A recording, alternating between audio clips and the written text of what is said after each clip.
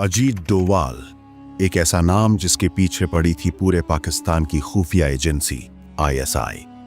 7 साल दुश्मन देश की सरजमीन पर एक जासूस बनकर जिंदा रहना, हर पल मौत के साए में जीना। लेकिन फिर ऐसा क्या हुआ कि सब कुछ छोड़कर सिर्फ 24 घंटों के अंदर उन्हें पाकिस्तान से भागना पड़ा।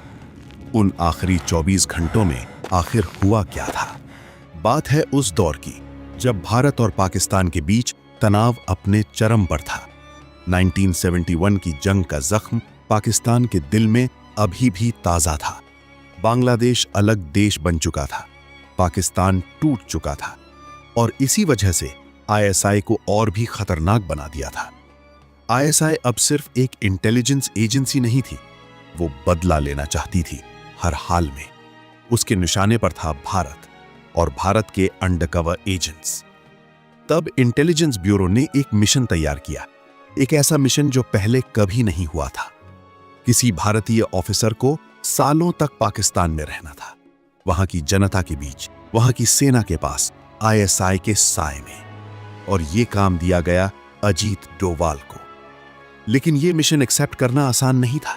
सोचिए एक पल के लिए, आपको अपना नाम भूलना होगा, अपना परिवार भूलना होगा, अपना देश भूलना होगा। आप हर रात सोने से पहले यह सोचकर सोते हैं कि पता नहीं कल सुबह होगी या नहीं। यही था वो मिशन जो डोवाल ने एक्सेप्ट किया, बिना एक पल सोचे। डोवाल कोई साधारण आईपीएस ऑफिसर नहीं थे। वो जानते थे कि पाकिस्तान में जिंदा रहना है तो पाकिस्तानी बनना होगा। उन्होंने अपना नाम बदला, अपनी पहचान बदली, अपना धर्म बदला। वो एक मुसलमान के रूप में पाकिस्तान में दाखिल हुए। उनकी उर्दू इतनी साफ थी कि कोई शक नहीं कर सकता था। उनका लहजा, उनकी नमाज, उनका रहन सहन, सब कुछ इतना परफेक्ट था कि आईएसआई के एजेंट भी उन्हें अपना समझते थे। ये सिर्फ एक्टिंग नहीं थी, ये सर्वाइवल था। 7 साल तक डोवाल पाकिस्तान में रहे। 7 साल तक उन्होंने वहां की हर खुफिया हरकत को अपनी आंखों से देखा। 7 साल तक उन्होंने भारत को वो इंफॉर्मेशन दी जो किसी सैटेलाइट से भी नहीं मिल सकती थी। पाकिस्तान में रहते हुए डोवाल ने देखा कि आईएसआई कैसे काम करती है। उन्होंने देखा कि पाकिस्तानी सेना के अंदर कौन से प्लान्स बन रहे हैं। उन्होंने देखा कि भारत के खिलाफ कौन सी साजिशें रची जा रही हैं। उन्होंने देखा कि कौन से भारतीय नेता पाकिस्तान के इशारे पर काम कर रहे थे। और ये सब इंफॉर्मेशन वो सीक्रेटली भारत भेजते रहे। ये कोई फिल्म नहीं थी, ये असली जिंदगी थी। हर दिन एक नया खतरा, हर रात एक नया डर। एक गलत कदम, एक गलत शब्द, एक गलत नजर और सब खत्म। लेकिन डोवाल की जिंदगी में एक और डायमेंशन था। वो सिर्फ इंफॉर्मेशन कलेक्ट नहीं कर रहे थे, वो आईएसआई के अंदर तक घुस चुके थे। डोवाल आईएसआई के कुछ ऑफिसर्स के इतने करीब आ गए थे कि वो खुद उनके साथ मीटिंग्स में बैठते थे, जहां भारत के खिलाफ प्लान्स बनाए जाते थे। और वो प्लान सुनकर चुपचाप उन्हें भारत तक पहुंचाते थे। ये था असली खेल, दुश्मन की आंखों में आंखें डालकर उसे धोखा देना। लेकिन जितना वक्त बीतता गया, खतरा उतना बढ़ता गया। आईएसआई को शक होने लगा था। पाकिस्तान में कोई था जो उनकी सीक्रेट्स लीक कर रहा था, कोई था जो उनके अंदर से काम कर रहा था। आईएसआई ने जाल बिछाना शुरू किया। वो हर उस इंसान पर नजर रखने लगे जो थोड़ा भी अलग दिखता था, हर उस इंसान पर जो सवाल पूछता था, हर उस इंसान पर जो जरूरत से ज्यादा जानता था। आईएसआई ने एक स्पेशल सेल बनाई जिसका सिर्फ एक काम था, उस शख्स को ढूंढना जो उनके अंदर छुपा बैठा था। और धीरे धीरे वो जाल डोवाल के करीब आने लगा। वो रात बहुत अंधेरी थी। डोवाल अपने कमरे में बैठे थे। बाहर गली में कुछ हलचल थी, अजनबी चेहरे, अजनबी निगाहें। डोवाल ने खिड़की से झांक कर देखा। 2 आदमी गली के कोने पर खड़े थे। वो पहले नहीं थे। डोवाल का दिल एक पल के लिए रुक गया। एक ट्रेन्ड इंटेलिजेंस ऑफिसर को बस इतना काफी होता है। डोवाल समझ गए, जाल तैयार हो चुका था। अगर अगले 24 घंटों में उन्होंने पाकिस्तान नहीं छोड़ा तो शायद ही कभी अपने देश, अपने परिवार को देख पाएं। और तो और, अजीत डोवाल अगर पकड़े गए तो उनके 7 साल की सारी मेहनत मिट्टी में मिल जाएगी। पाकिस्तान और आईएसआई की काली करतूत की इंफॉर्मेशन भारत तक नहीं पहुंचा पाएंगे। अब शुरू होता है उनकी जिंदगी का सबसे खतरनाक खेल, आखिरी 24 घंटों का काउंटडाउन। एक तरफ अपने देश लौटने की उम्मीद, एक सुकून, लेकिन दूसरी तरफ एक डर। क्या वो सच में इतनी आसानी से वापस लौट पाएंगे? डोवाल ने बिना समय गंवाए फैसला लिया। कमरे के अंदर हर वो चीज जो उनकी असली पहचान से जुड़ी थी या तो जला दी गई या हमेशा के लिए गायब कर दी गई। अब उनके पास कुछ नहीं था सिवाय एक झूठी पहचान और एक तेज दिमाग के। सुबह होते ही माहौल बदल चुका था। गली में लोग वहीं थे, लेकिन नजरें बदल गई थीं। हर चेहरा जैसे कुछ ढूंढ रहा था। हर मोड़ पर खामोश निगरानी थी। डोवाल बाहर निकले बिल्कुल सामान्य चाल में, न कोई जल्दबाजी, न चेहरे पर घबराहट, जैसे वो बस एक आम इंसान हो। लेकिन हकीकत ये थी कि थोड़ी दूरी पर आईएसआई के 2 अधिकारी लगातार उन पर नजर रखे हुए थे और डोवाल को इस बात का पूरा एहसास था कि उनका पीछा किया जा रहा है।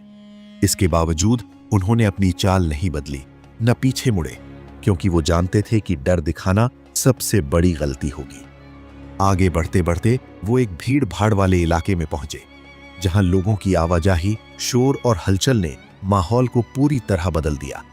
और जैसे ही मौका मिला, डोवाल बिना रुके उस भीड़ में घुस गए और धीरे धीरे उसी का हिस्सा बनते चले गए। भीड़ के साथ कदम मिलाते हुए उन्होंने अपनी मौजूदगी को इस तरह छिपा लिया कि कुछ ही पलों में वे नजरों से ओझल हो गए। उधर आईएसआई के दोनों अधिकारी भीड़ में उन्हें तलाशते रह गए, हर चेहरे को देखते, हर दिशा में भागते।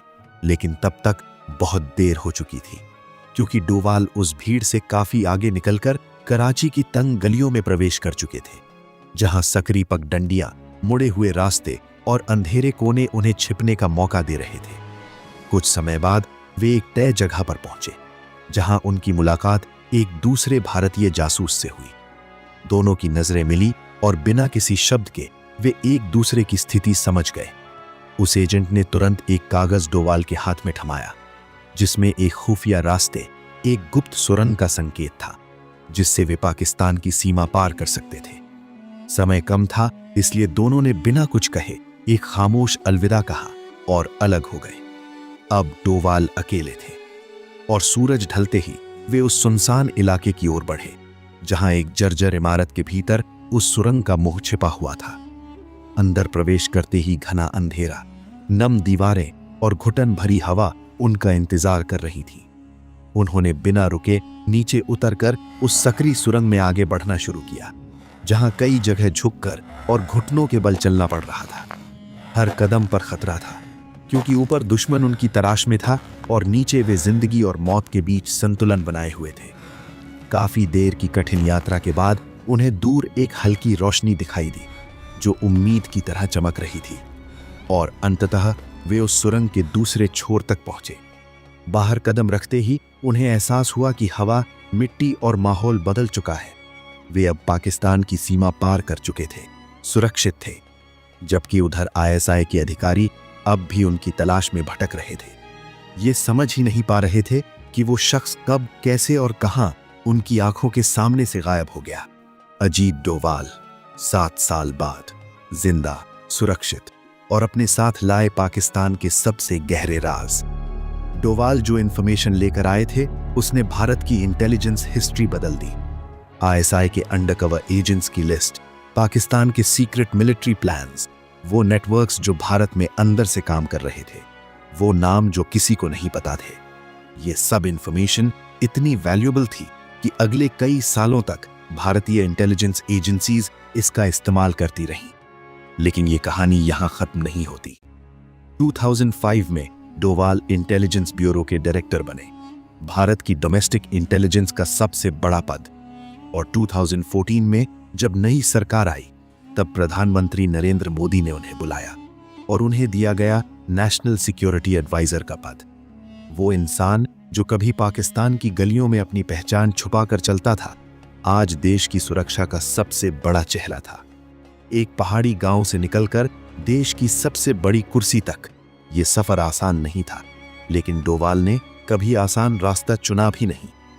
वो 7 साल पाकिस्तान में क्या क्या देखा, वो किन किन खतरों से गुजरे वो एग्जैक्ट मोमेंट जब उन्हें पता चला कि अब निकलना होगा। उन आखिरी 24 घंटों में उनके दिल में क्या चल रहा था, ये सब शायद कभी पूरी तरह सामने नहीं आएगा। लेकिन एक बात तय है, जिस देश के पास अजीत डोवाल जैसे लोग हों, उस देश को कोई नहीं तोड़ सकता। भारत माता की जय।